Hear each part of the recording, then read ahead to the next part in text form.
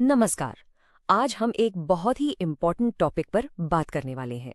Machine learning model monitoring के वो 4 pillars यानी स्तंभ जिनके बिना कोई भी मॉडल लॉन्ग टर्म में सक्सेसफुल नहीं हो सकता। तो चलिए इसको आसान भाषा में समझते हैं। सबसे पहले आइए उस सच्चाई का सामना करते हैं जिसे हम कहते हैं द पोस्ट डिप्लॉयमेंट रियलिटी। ये वो स्टेज है जब एक डेटा साइंटिस्ट का काम खत्म नहीं होता बल्कि एक नए रूप में शुरू होता है। तो सोचिए, आपने अपना मॉडल डिप्लॉय कर दिया, लगा कि सारी मेहनत सफल हो गई, सबसे मुश्किल काम अब खत्म। सही कहा ना मैंने? शायद नहीं। असलियत यह है कि एक मॉडल बिल्कुल एक नई कार जैसा है। अगर आप उसकी रेगुलर सर्विसिंग और चेकअप नहीं करेंगे तो क्या होगा? उसकी परफॉर्मेंस धीरे धीरे कम होती जाएगी और एक दिन वो बिल्कुल बेकार हो जाएगा। तो है कार को यानी अपने मॉडल को हमेशा टॉप कंडीशन में रखने के लिए हम इन 4 पिलर्स को फॉलो करेंगे। पहला है मॉडल परफॉर्मेंस, दूसरा डेटा ड्रिफ्ट, तीसरा ऑपरेशनल हेल्थ और चौथा सबसे जरूरी बिजनेस इम्पैक्ट। और एंड में हम देखेंगे कि ये सब आपस में जुड़कर एक कंप्लीट मॉनिटरिंग साइकिल कैसे बनाते हैं। राइट, तो शुरुआत करते हैं हमारे पहले पिलर से, मॉडल परफॉर्मेंस। ये आप कह सकते हैं मॉडल का रिपोर्ट कार्ड है। इससे हमें सीधा सीधा पता चलता है कि मॉडल नए डेटा पर कितना सही काम कर रहा है। क्लासिफिकेशन मॉडल्स के लिए हम सबसे पहले एक्यूरेसी देखते हैं, मतलब कितने प्रिडिक्शन सही निकले। लेकिन असली कहानी प्रिसिजन और रिकॉल में छुपी होती है। प्रिसिजन बताता है कि जब मॉडल ने पॉजिटिव कहा तो वो कितना सही था, और रिकॉल बताता है कि टोटल पॉजिटिव्स में से कितने को मॉडल पकड़ पाया। इन दोनों के बीच बैलेंस के लिए F1 स्कोर है और मॉडल की ओवरऑल हेल्थ चेक के लिए EUC ROC। इसको ऐसे समझिए, प्रिसिजन यानी एग्जैक्टनेस और रिकॉल यानी कंप्लीटनेस के बीच हमेशा एक खींचातानी रहती है। अक्सर एक को बेहतर करने के चक्कर में दूसरा कमजोर हो जाता है। यहीं पर F1 स्कोर एक हीरो की तरह आता है और इन दोनों के बीच एक परफेक्ट बैलेंस बनाता है। अब बात करते हैं रिग्रेशन मॉडल्स की। यहाँ हमारा फोकस एरर पर होता है। MAE यानी मीन एब्सोल्यूट एरर आपको गलती का एवरेज साइज बताता है। MSE यानी मीन स्क्वायर्ड एरर बड़ी गलतियों को ज्यादा वेट देता है, उन्हें ज्यादा पनिश करता है। लेकिन सबसे यूजफुल है RMSE, root mean squared error, क्योंकि इसका रिजल्ट ओरिजिनल यूनिट्स में आता है, जैसे कि रुपीस या डॉलर्स। इससे बिजनेस टीम्स को समझाना बहुत आसान हो जाता है। और फिर आता है R स्क्वायर्ड। ये मैट्रिक बताता है कि आपके डेटा में जो उतार चढ़ाव है उसका कितना % हिस्सा आपका मॉडल प्रिडिक्ट कर सकता है। बेसिकली मॉडल कितनी कहानी समझा पा रहा है।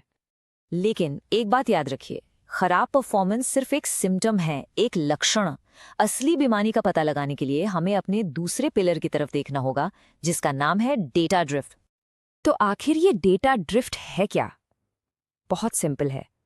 जिस डेटा पर आपने अपने मॉडल को ट्रेन किया था उसकी एक अलग पर्सनैलिटी थी। जब रियल वर्ल्ड का नया डेटा उस पर्सनैलिटी से मैच नहीं करता तो उसे हम कहते हैं डेटा ड्रिफ्ट। मतलब आपका मॉडल एक ऐसी दुनिया के लिए प्रिडिक्शन कर रहा है जो अब वैसी रही ही नहीं। अच्छा, तो इस बदलाव को पकड़े कैसे?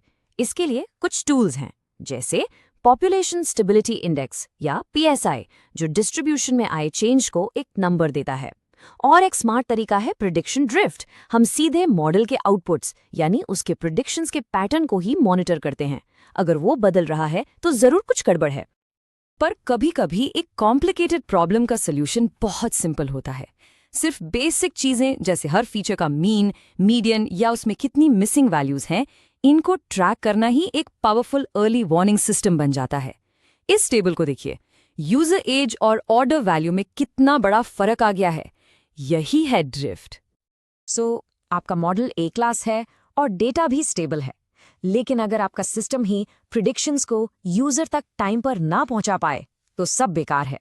और यहीं पर आता है हमारा तीसरा पिलर, ऑपरेशनल हेल्थ। इसे आप मॉडल का इंजन रूम समझ सकते हैं। यहाँ हम क्या चेक करते हैं? लेटेंसी यानी एक प्रिडिक्शन देने में कितना टाइम लग रहा है। थ्रूपुट यानी पर सेकंड कितने प्रिडिक्शंस हो रहे हैं। एरर रेट मतलब सिस्टम कितनी बार फेल हो रहा है। और रिसोर्स यूटिलाइजेशन यानी CPU, GPU, मेमोरी का इस्तेमाल, कहीं सिस्टम पर ज्यादा लोड तो नहीं पड़ रहा।